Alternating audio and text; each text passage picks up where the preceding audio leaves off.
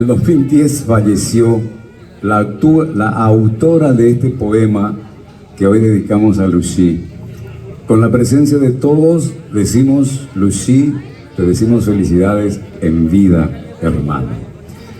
Esta poetisa, Ana María Rabate, desde México, y aquí en Paraguay nuestro querido extinto hoy compañero Paliza Charles lo popularizó.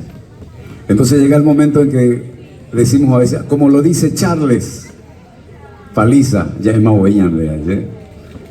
en vida, hermano. Y dice así: si quieres hacer feliz a alguien que quieres mucho, díselo hoy. Sé bueno, en vida, hermano, en vida.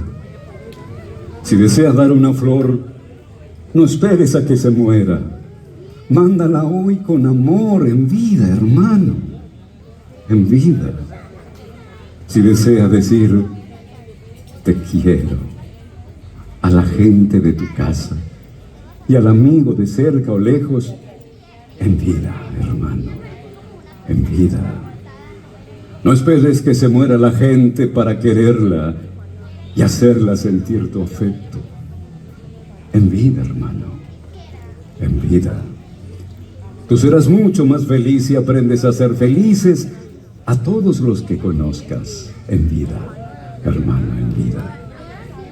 No te obsesiones con visitar panteones ni llenar las tumbas de flores. Llena de amor los corazones.